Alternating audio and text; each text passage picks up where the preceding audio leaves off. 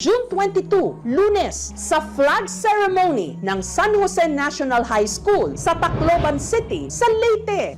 San Jose National High School. Ang mga estudyante at guro masigla pang kumanta, umindak sa kanilang morning exercise at nakinig sa mga announcement.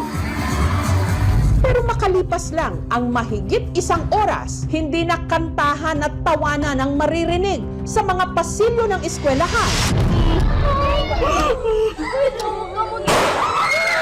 Kundi sunod-sunod na putok ng mga baril.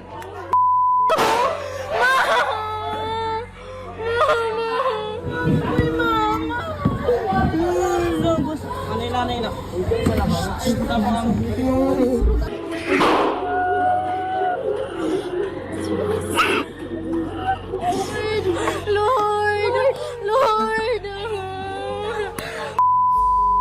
Uy, tawag ka man, pulis.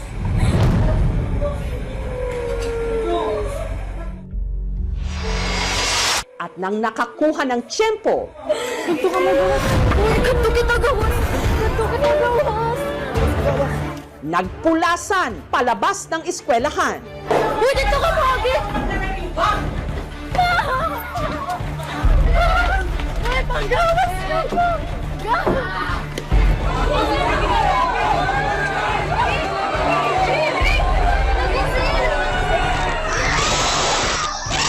Ang ilan tumakbo sa isa sa pinakamalapit na bahay. May dana polis. Kalma na ka mo, may dana polis. Ay, naka mo.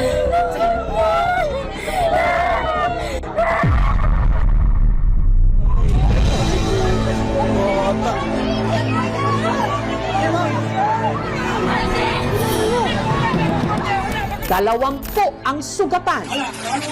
Okay. Kino naglaraha iya? Tatlo ang namatay. Ito ang kauna-unahang naitalang mass school shooting sa Pilipinas. Ayon sa mga saksi, ang mga namaril, dalawang estudyante rin ng eskwelahan na parehong menor de edad, 15 at 14 anyos. Nagbaril. Isang putok po muna yung... Dito.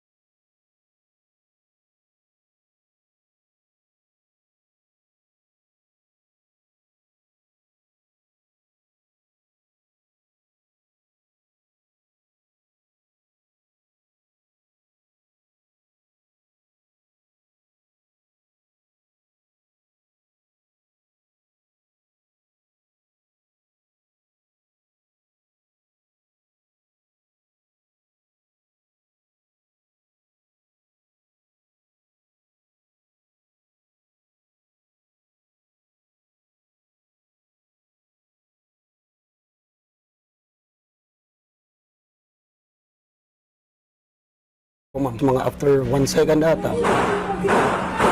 Tatlo na. Bang, bang, bang. May bata na tumatakbo.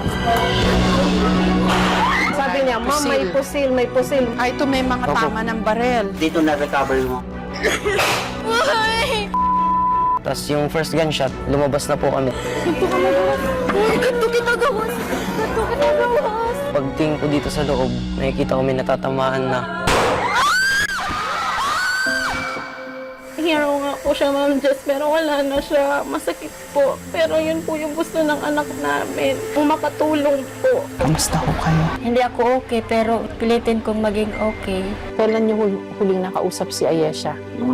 Tiwan ng gabi. Ginising ko siya, tapos pakain, sapatos, linisan ko pa yun. Tapos, mauuwi na kabaon. Ma! malaking tanong ngayon ang mga estudyante. Ligtas ba sa itinuturing pamanding pangalawa nilang tahanan ang eskwelahan?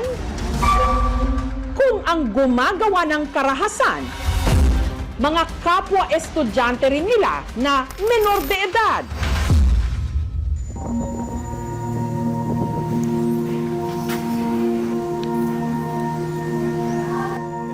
Karahasan sa eskwelahan, hindi man bago dito sa Pilipinas dahil meron ng ilang mga naiulat na mga insidente, hindi naman katulad ng mga madalas na nangyayari sa Amerika na merong